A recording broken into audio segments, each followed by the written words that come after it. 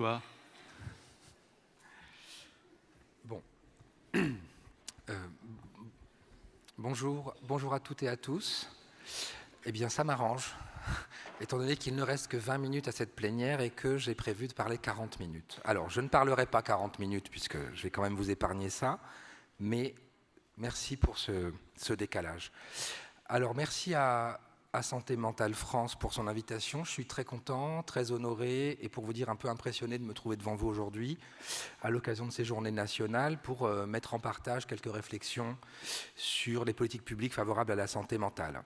Alors l'intervention que j'ai préparée procède d'une réflexion menée à l'occasion de ces journées nationales qui mêle des éléments de doctrine de la SFSP, ancrés dans son projet associatif sur lequel je vais revenir, qui a été nourri par les conversations engagées il y a une année avec le CCOMS pour la recherche et la formation en santé mentale, avec qui nous organisons notre congrès 2025 sur lequel je reviendrai.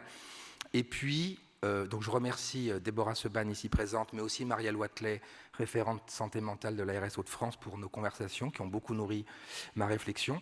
Et puis une vision plus personnelle aussi de ces enjeux qui est nourrie de mes expériences dans la santé communautaire et la santé publique au cours des 25 dernières années. Alors, voilà le plan sur lequel je passe vite, l'introduction, et puis, bon, quelques mots sur les valeurs portées par la SFSP. Donc la SFSP, la Société Française de Santé Publique, c'est une association, qui est à la fois une société savante et professionnelle, qui est un réseau d'organisations et d'individus engagés dans la santé publique dans des milieux très divers. Alors, évidemment, on est une organisation qui défend des valeurs, sur lesquelles je reviens très, très rapidement, celle de la Déclaration universelle des droits de l'homme, celle de la République, celle de la Charte des droits fondamentaux de l'Union européenne, et puis qui s'inscrit dans la vision de la Constitution de l'Organisation mondiale de la santé, qui établit que la réalisation du droit à la santé est étroitement liée à la réalisation des autres droits humains, notamment le droit à l'alimentation, au logement, au travail, à l'éducation, à la non-discrimination, à l'accès à l'information et à la participation. Ce droit à la santé, continue l'OMS, suppose aussi des libertés, celle de contrôler sa propre santé et son propre corps, et celle de maintenir son intégrité. J'ai fait figurer ici les 5 valeurs cardinales sur lesquelles la SFSP a structuré son projet associatif: autodétermination, bienfaisance, équité, responsabilité et rigueur. Et puis les 4 principaux enjeux de santé publique qui sont les nôtres: la prise en compte de toutes les dimensions de l'intervention en santé publique, l'attention renforcée à toutes les politiques ayant un impact sur la santé, je vais y revenir évidemment, l'action sur les inégalités de santé, qu'elles soient sociales, territoriales, de genre, d'origine économique, environnementale, et puis la promotion de la démocratie en santé, sur laquelle je ne reviens pas. Alors ce dont je voudrais vous faire part d'abord, c'est d'une forme d'étonnement. Au moment où j'ai fait mes premiers pas dans le monde de la santé mentale constitué, l'étonnement d'entendre qu'il n'était pas une évidence que la santé mentale soit une question de santé publique. Parce que pour nous, à la SFSP, mais plus globalement, il n'y a aucun doute sur le fait que la santé mentale, c'est pleinement un sujet de santé publique. Alors évidemment, c'est contenu dans la définition de la santé de l'OMS, l'état de complet bien-être physique, mental et social. Mais au-delà de ça, ça a des implications qui vont constituer le cœur de mon intervention. Alors d'un point de vue plus personnel, toutes les expériences qui ont été les miennes m'ont démontré que la santé mentale n'était pas une dimension à part évidemment de la santé tout court, et ce qui est une façon pour moi de situer ma parole aujourd'hui, au-delà de ma fonction à la Société française de santé publique. Je ne suis pas médecin, je ne suis pas professionnel de santé. J'ai commencé mon parcours dans la santé à travers un engagement militant dans la lutte contre le VIH-Sida, sur laquelle je vais revenir. Et puis ensuite, dans un certain nombre d'organisations, dont Médecins du Monde, comme l'a dit Pierre, mais également d'autres. Et puis, d'un point de vue professionnel, j'ai travaillé sur des questions aussi variées que le VIH, les hépatites, la maladie chronique, dans des organisations de malades et d'usagers du système de santé. Et puis, un peu plus tard, à l'École des hautes études en santé publique et à l'Institut national du cancer. Je n'ai pas de lien d'intérêt et encore moins de conflit avec des entreprises. Donc la santé mentale, au prisme de ces expériences, elle se situe comme une dimension centrale ou transversale des questions sur lesquelles j'ai pu militer ou travailler tout au long de mon parcours. J'en suis venu à la concevoir à la fois comme un objectif en soi, des politiques et des interventions en santé, mais aussi une dimension essentielle à prendre en compte en tant que ressource, en tant qu'une condition de possibilité pour prendre soin de soi et de sa santé, en tant que condition de possibilité de s'inscrire dans des dispositifs favorables à la santé, mais aussi en tant que résultat de politiques ou d'environnement plus ou moins favorables.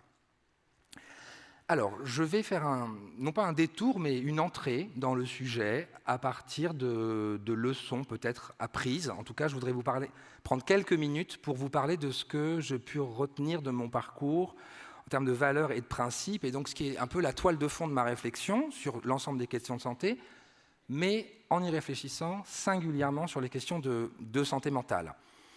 Alors pour les questions d'âge, je n'ai pas connu les années 90 de l'épidémie de sida, les années noires. Pourtant, ce mouvement, qui existe évidemment toujours, est profondément imprégné de sentiments qui se transmettent à chaque génération de militants, dont la mienne, celui de l'urgence, celui de la détresse, celui de l'injustice en particulier. Et c'est dans cette culture que j'ai appris l'essentiel de ce qui pour moi définit la santé publique, une approche politique, et en l'occurrence minoritaire, de la santé. Avant de poursuivre, on peut aussi dire que ce mouvement lui-même, le mouvement SIDA, s'inscrit dans diverses filiations intellectuelles et militantes, mais ça nous a été dit ce matin de façon tout à fait intéressante. Finalement, on fait face à des boucles, des rétro-boucles à l'échelle de 2 siècles au moins sur qui influence qui, et la circulation des idées est bienvenue et nous apprend, nous enrichit toutes et tous chaque jour. Donc vous voyez que j'ai mis en violet l'antipsychiatrie. Bon, peu importe ce qu'on pense de ce terme sur lequel je ne m'arrête pas. En tout cas, on a retrouvé des individus et des mouvements issus de toutes ces mobilisations des années 70 dans le mouvement SIDA. Alors, quelques traits que je partage avec vous. D'abord, l'urgence d'agir face à une crise sanitaire et sociale. La conscience que cette maladie, c'est une maladie qui expose des fractures sociales profondes, une stigmatisation importante et une défaillance des systèmes, en particulier des systèmes de santé, ce qui invite à une action rapide et la responsabilité collective.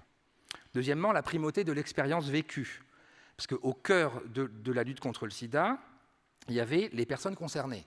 Je reviendrai sur la question des personnes concernées, donc les personnes malades. Alors, qui ne se définissaient pas comme des patients, mais comme des experts de leur propre maladie et de leurs besoins. Et je fais figurer ici le texte fondateur de la mobilisation dans le sida de 1983, qui, comme vous le voyez, condamne l'intention d'étiqueter les personnes comme des victimes, mais qui dit aussi qu'elles ne sont qu'occasionnellement des patients. Ce sont des personnes vivant avec le sida, en l'occurrence aujourd'hui avec le VIH. Toute politique de santé doit être construite avec ceux qu'elle vise à servir. La voix des usagers, des associations, des familles est non seulement légitime, mais elle est indispensable. Troisième chose, la dénonciation de l'injustice et de la stigmatisation. Comme vous le savez probablement, cette maladie a mis en lumière la façon dont être malade pouvait être un prétexte à la discrimination. Et donc, progressivement, la réponse s'est organisée autour de la lutte contre la stigmatisation, la discrimination et l'exclusion, dans une perspective de justice sociale et d'équité. Quatrième élément, une approche politique et critique de la santé. Tout au long de ces dernières décennies, on a vite compris que la santé n'était pas qu'une affaire de médecins et de médicaments, et qu'elle était profondément politique. Ce qu'illustre cette affiche de 1997, d'Acte Paris, que moi-même j'ai mis des années à comprendre, puis finalement m'a sauté aux yeux. Ce virus, que dit cette affiche? Ce virus ne se transmet pas que par le sang et par le sperme, mais aussi par la loi. Pourquoi? Parce que les décisions gouvernementales, les lois, les budgets, l'organisation sociale et du système de santé ont un impact direct et massif sur la santé.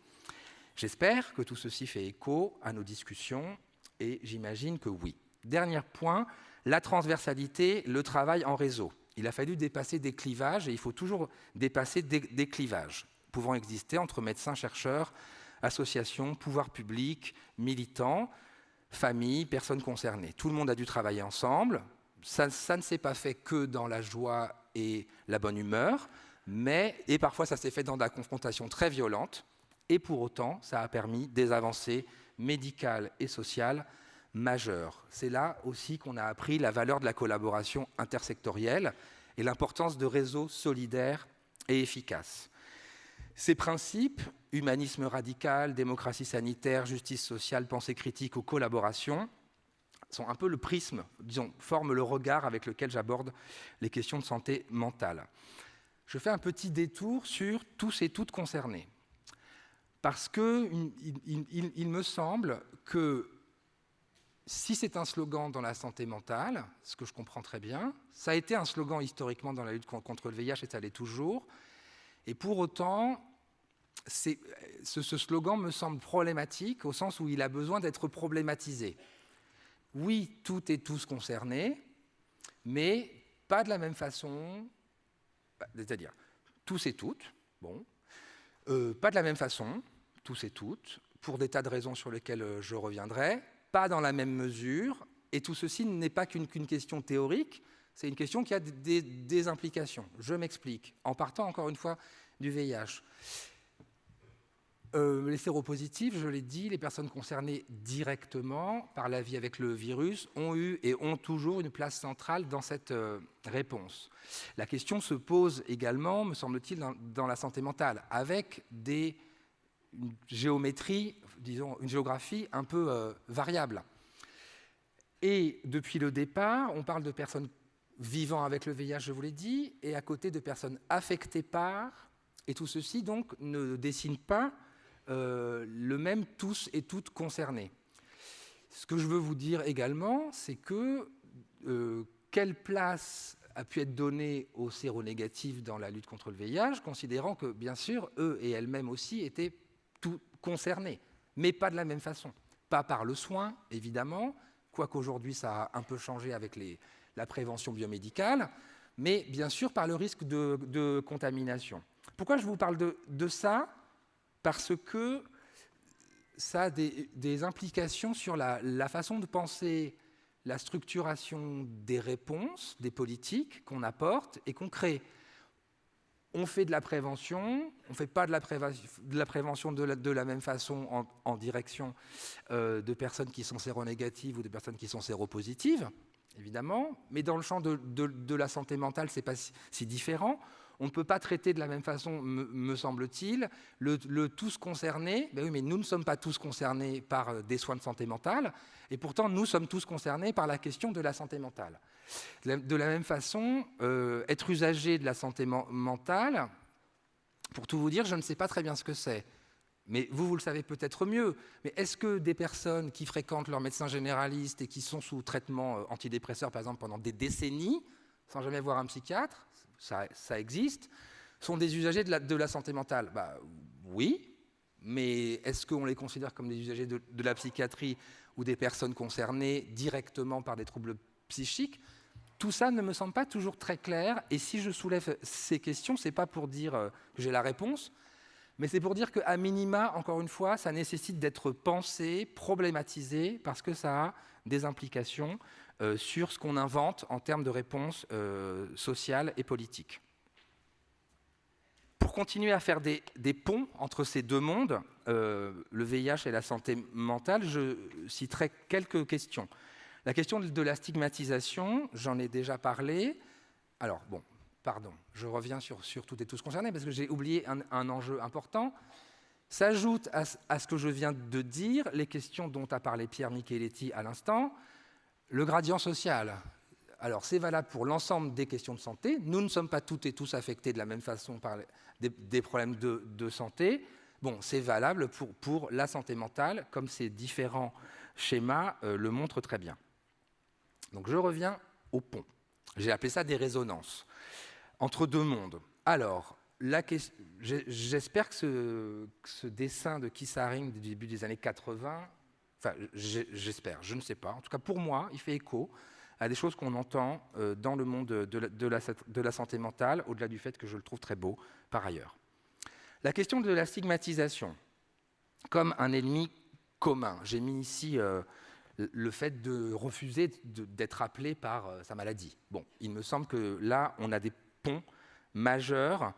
La peur du jugement, de l'étiquette, de la mise à l'écart, qui empêche des gens de demander de l'aide ou d'adhérer aux soins. Il y a encore une forte autostigmatisation. Je n'apprends rien à personne ici. Ce que je veux dire, c'est que lutter contre la stigmatisation, c'est bien sûr un acte éthique, mais c'est aussi une stratégie de santé publique qui permet d'améliorer l'accès aux soins. Deuxième élément, l'importance du dépistage précoce et d'un accès facilité aux soins. Dans le VIH, c'est évident, pour des raisons de rupture de la chaîne de transmission, mais en santé mentale, évidemment.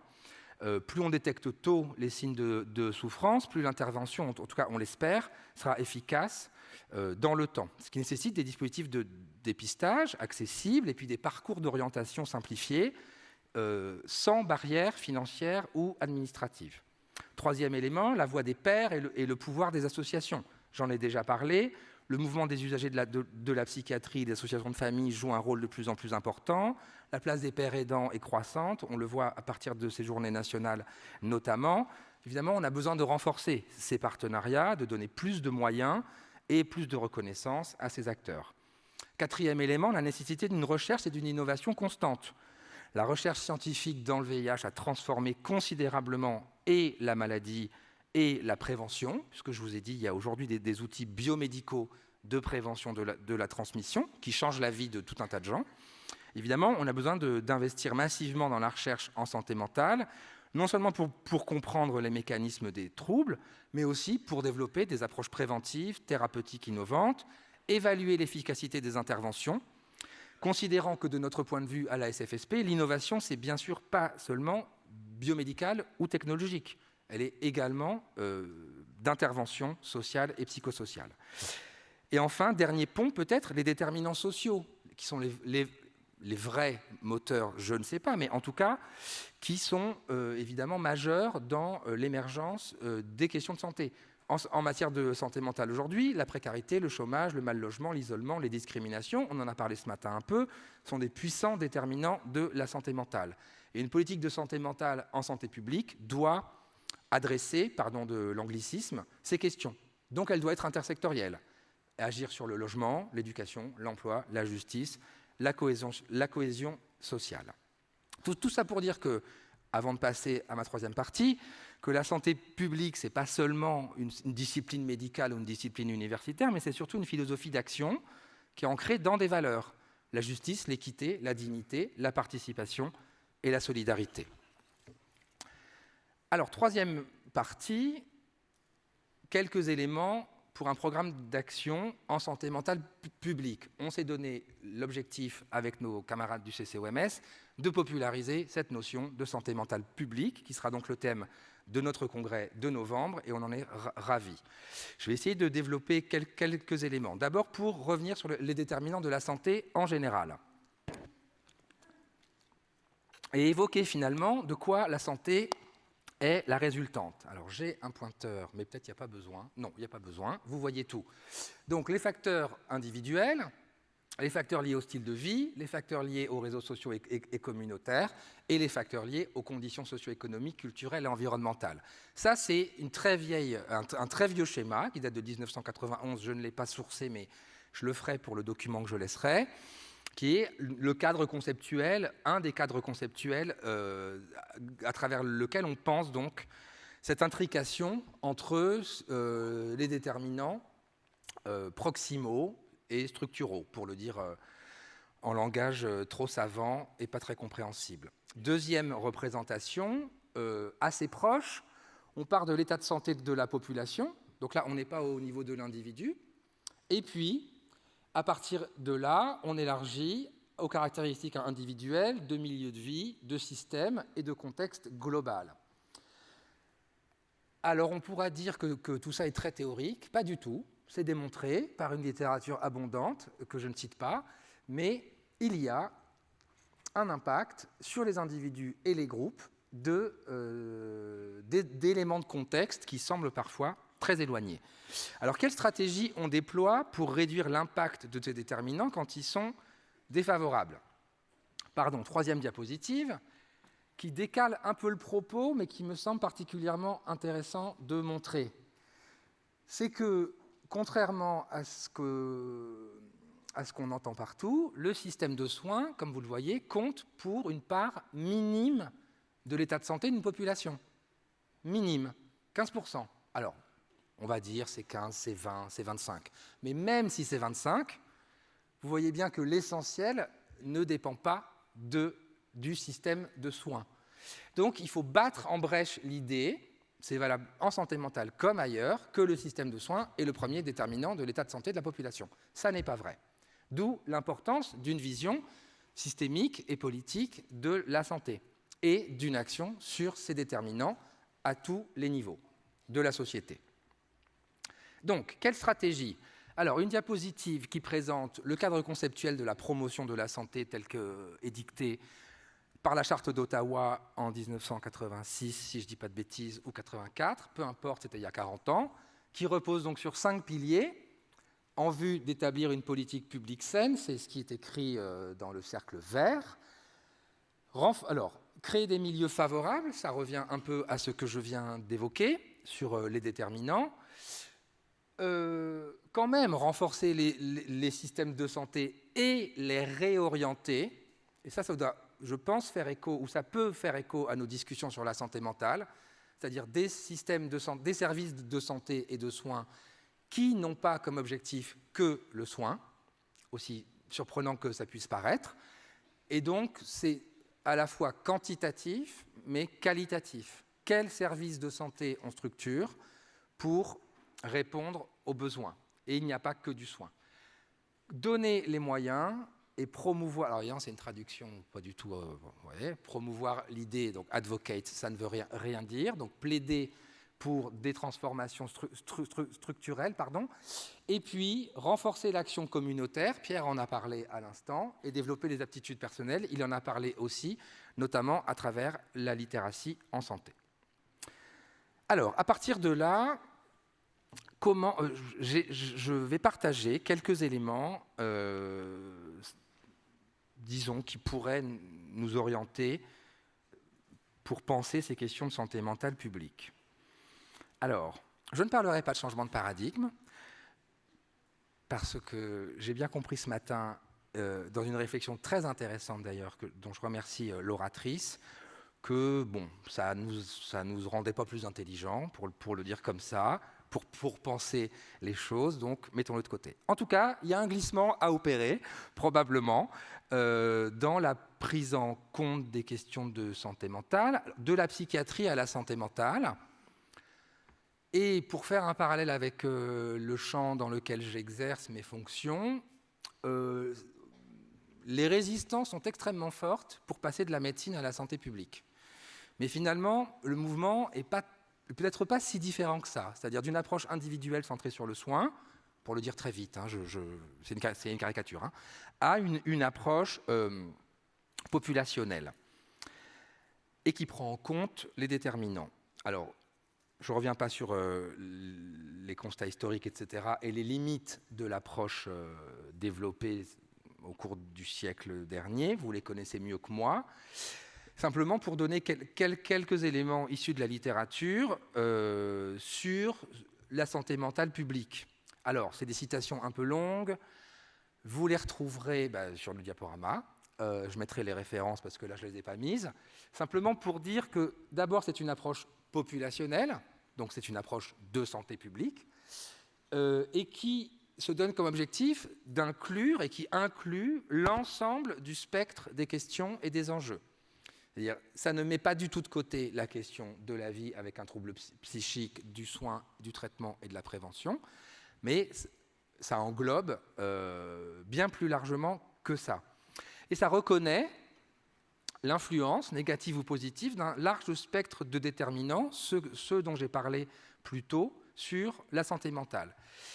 Donc elle permet effectivement, en tout cas c'est l'objectif que cette notion se fixe, d'embrasser et d'appréhender l'ensemble du continuum des enjeux de santé mentale et l'ensemble des acteurs qui contribuent aux réponses qu'on apporte aux problèmes individuels et collectifs dans ce champ. Et finalement, pour terminer, ça correspond à ce qu'une autrice que je citerai sur le diaporama appelle les efforts organisés de la société, c'est là qu'il y a une dimension politique évidemment, pour prévenir et prendre en soin les troubles psychiques et promouvoir le rôle et la responsabilité de la puissance publique dans le déploiement de politiques et d'interventions qui ont pour objectif d'améliorer la santé en intervenant sur les déterminants.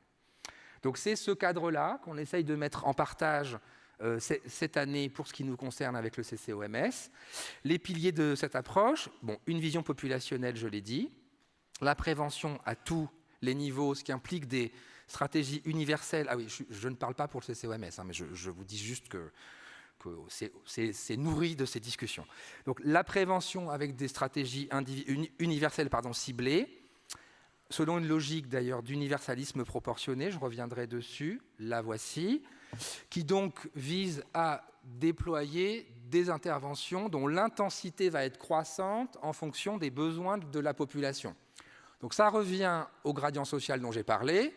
Plus les personnes sont en situation de risque ou de défavorisation sociale au sens large, pas que socio-économique, plus nous devons avoir une attention et des interventions intenses, dont le niveau, dont la quantité et la qualité est forte. Ce qui ne veut pas dire qu'on abandonne l'universalisme. C'est pour ça qu'il s'appelle proportionné. C'est aujourd'hui ce qui irrigue beaucoup les interventions en santé publique et en promotion de la santé. Troisième pilier, donc je l'ai dit, l'action sur les déterminants sociaux de la santé, puisque la santé mentale est profondément façonnée par les conditions de vie, approche intersectorielle, j'en ai déjà parlé, mais j'y reviendrai.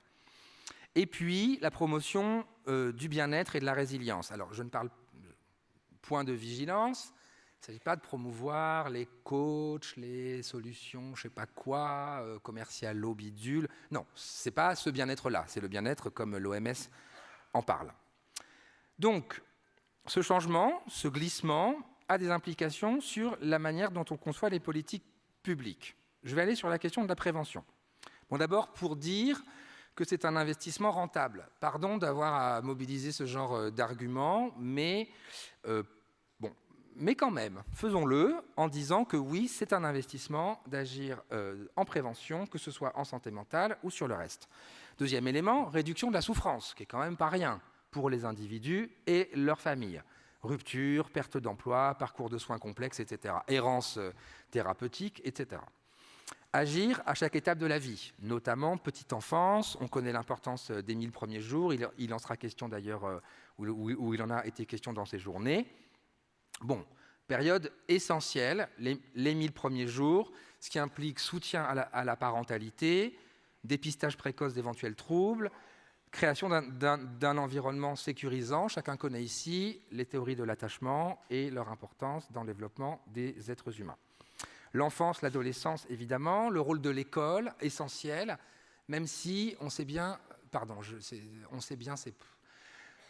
il est documenté que l'éducation nationale n'est pas le plus grand partenaire de la santé publique. Et c'est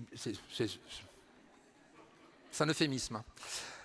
Et ça fait des décennies que ça dure. Alors, on a eu des assises de la santé scolaire, dont chacun et chacune peut se réjouir. Attendons de voir ce que ça donne, mais surtout, essayons de faire en sorte que ça bouge. Parce que, pour ne parler que du sujet sur lequel j'ai commencé mon parcours, en matière d'éducation à la vie sexuelle et affective, 24 ans après la circulaire de 2001, il n'y a pas grand-chose qui se fait. Donc, ça a du mal à bouger. Mais peut-être qu'avec la nouvelle stratégie EVARS, ça va bouger. Action concrète de prévention-promotion, je l'ai dit, prévention universelle, des campagnes comme celles qui sont menées, une éducation à la santé mentale, en tout cas la promotion des compétences psychosociales dès le plus jeune âge. Alors là aussi, on a une stratégie qui est d'ailleurs même interministérielle, donc en fait, manifestement, ils savent le faire. Donc peut-être que pour la santé mentale, ça va également être fait. Et puis la promotion d'environnements sains, l'activité physique, l'alimentation, les espaces verts, et puis des environnements sociaux inclusifs. Parce que le lien social, je n'apprends rien à personne ici, est un déterminant majeur de la santé en général. Vous savez que les célibataires meurent plus jeunes et en moins bonne santé que les autres? Vous ne savez pas? C'est vrai. Voilà. Désolé pour les célibataires, dont je fais partie. Et puis... Eh oui. Et puis, des actions de prévention ciblées. Non, je vais moins vous faire rire dans 2 minutes, pardon. Et puis, des actions de prévention ciblées. Notamment pour les populations vulnérables. Alors, pourquoi je vais moins vous faire rire ? Donc, situation de personnes précarisées, âgées isolées, les aidants, les personnes en situation de migration et les populations LGBTQIA+. Pourquoi j'en parle ? Bon, d'abord parce que c'est un sujet que je connais assez bien pour y travailler depuis longtemps, étant moi-même un homme homosexuel de 46 ans. Et puis parce qu'il est documenté qu'il y a des processus, et c'est pour ça que je vous en parle, ce n'est pas seulement pour illustrer par l'expérience, mais il y a des processus documentés dans la littérature, notamment cette question du stress minoritaire, qui poursuivent les gens qui traversent leur expérience de vie et leur parcours de vie dès le plus jeune âge, et qui ont un impact très concret sur la santé. Et pourquoi je vais vous faire moins rire ? Parce que même si j'avais une connaissance théorique de ces questions, et aussi expérientielle, mais notamment de l'enjeu de la sursuicidalité chez les hommes homosexuels, à 40 ans, je me suis retourné, je me suis dit, mais en fait, tu as 40 ans, c'est quand même jeune, tu as entendu parler de plusieurs dizaines de décès violents et brutaux dans premier, deuxième, troisième, quatrième, cinquième cercle, notamment par le suicide. Et je me suis dit, mais en fait, tes 2 frères qui ont le même âge sont hétéros, ils ne connaissent pas ça, en fait. Enfin, les morts violentes, peut-être par la route ou l'escalade ou l'alpinisme, mais des dizaines de personnes dans un entourage plus ou moins proche qui ont déjà mis fin à leur jour quand on a 40 ans, finalement, et ça rejoint le tous concernés, mais pas de la même façon, ça n'est peut-être pas une expérience partagée par la majorité, et je m'en réjouis. Mais donc, gardons toujours la vigilance, ou en tout cas la vigilance aux situations de groupes minoritaires dont la santé mentale est traversée de difficultés qui elles-mêmes sont le produit de déterminants sociaux. C'est moins drôle. Santé mentale au travail. Alors évidemment, c'est un enjeu majeur. Politique de prévention du burn-out, du harcèlement, du stress. Bon, je ne développe pas plus, je pense que vous connaissez tout et tout ça très bien. Transition vers la question, 3e pilier, le soin. Système inclusif, coordonné, le modèle de santé publique plaide pour des soins plus accessibles, plus diversifiés, moins stigmatisants et mieux intégrés dans le parcours de vie de la personne. Alors, les freins à l'accès aux soins, ce n'est pas à vous que je vais les apprendre. Fracture territoriale, parfois le coût, le reste à charge, les inégalités d'accès aux psychiatres, aux psychologues, les desserts médicaux encore plus forts dans la santé mentale qu'ailleurs, la complexité du système à certains égards, et puis la stigmatisation interne, externe, la peur qui elle-même est un obstacle au recours à l'accès aux soins, la peur d'être jugé. Bon, comment est-ce qu'on peut imaginer, alors je ne suis pas en train de faire une leçon parce que je me garderais bien de faire ça, ce sont des propositions, des réflexions, et vous pouvez tout à fait venir me voir après en me disant que je dis complètement n'importe quoi. J'espère pas. Donc comment on peut peut-être développer un système de soins fondé sur des principes de santé publique ? 1, renforcer l'accès aux soins de premier recours, alors à la fois médecins généralistes, psychologues de premier recours de ville, mais aussi dans des structures de soins coordonnés, développer des parcours de soins intégrés, personnalisés, alors coordination, alors moi ça fait plus de 20 ans que j'entends parler de coordination, mais quand même, il y a des modèles qui existent, de coordinateurs de parcours ou de référents de parcours, ou peu importe le nom qu'on donne, en tout cas qui accompagne la personne dans son cheminement et qui lui assure à la fois l'aide à mieux naviguer dans le circuit, dans le système, mais aussi d'assurer un lien entre les différents acteurs. La place centrale de l'usager et des aidants, l'approche de rétablissement, bon, ça, évidemment, je ne vais pas en parler plus ici. Et puis, visiblement, il y a un enjeu polémique dans votre milieu. Alors, le mot gradation des soins, semble-t-il, donne de l'urticaire à certains. Alors, évidemment, je n'ai pas d'avis tranché, mais je voulais juste vous rappeler quand même que lors de cette conférence sur les soins de santé primaire à Alma-Ata en 1978, finalement, une réflexion qui a été fondatrice dans la structuration des systèmes de santé, notamment de pays dits en développement, donc de pays à ressources limitées, c'est quand même, d'une manière ou d'une autre, un maillage territorial, alors malheureusement ou pas structuré sous forme de pyramide, mais qui prend en compte, malgré tout, de l'ancrage communautaire micro-local jusqu'à des recours de soins plus spécialisés, ou plus, on va dire plus spécialisés, pour le dire de façon... Voilà. Dernière chose, miser évidemment sur le rétablissement, l'inclusion sociale, insertion par le travail. L'initiative de Individual Placement and Support est aujourd'hui expérimentée dans l'agglomération de Lille. Elle sera présentée à notre congrès. On en est très content. Logement d'abord, la vie sociale et citoyenne. Il a été beaucoup question de citoyenneté aujourd'hui, et c'est central. La lutte contre la stigmatisation et la discrimination. Et enfin, dernier pilier, les déterminants sociaux et environnementaux. Alors c'est là, bien sûr, que le concept de santé mentale s'élargit le plus, puisqu'il s'agit de reconnaître, je vous l'ai déjà dit, que la santé mentale est façonnée par les conditions de vie et l'environnement, et que donc les politiques doivent agir bien au-delà du seul ministère de la santé. Donc une approche intersectorielle, une politique transversale, je ferai rapidement, emploi et formation, donc chômage, précarité, travail non qualifié, soutenir l'insertion professionnelle, promouvoir la qualité de vie au travail, logement, urbanisme, garantir l'accès à un logement digne et stable pour tous, y compris bien sûr pour des personnes vivant avec des troubles psychiques, concevoir des villes et des quartiers favorables à la santé, les espaces verts, les nuisances sonores, la pollution, les transports en commun, les espaces de rencontre, etc., la sécurité, des politiques éducatives, j'en ai parlé un peu, le harcèlement, mais aussi la formation de la communauté éducative, et puis le développement de compétences psychosociales et émotionnelles chez toutes et tous. En matière de justice, peut-être développer des alternatives à l'incarcération pour les personnes atteintes de troubles psychiques, ce qui serait la moindre des choses, améliorer la prise en charge des personnes incarcérées, politique de cohésion sociale et de famille, il y a l'enjeu de l'isolement social, dans tous les groupes de la société, mais peut-être en particulier, encore une fois, plus chez certains, comme les personnes âgées, que d'autres. Soutenir finalement tout ce tissu social qui crée du lien partout, à toutes les échelles de la société. François ? Ah, c'est pas le bon timing, donc. Non. Ah là là là là. C'est pas grave. Il me reste combien ? 2 minutes. Allez. Alors, bon, mais j'avais fini ma troisième partie, ma deuxième partie, troisième partie. Non, mais bon, j'irai vite. Je reviens sur l'enjeu de comment on prend en compte la diversité des situations des toutes et tous concernés. Alors peut-être, et donc la diversité des situations de vie.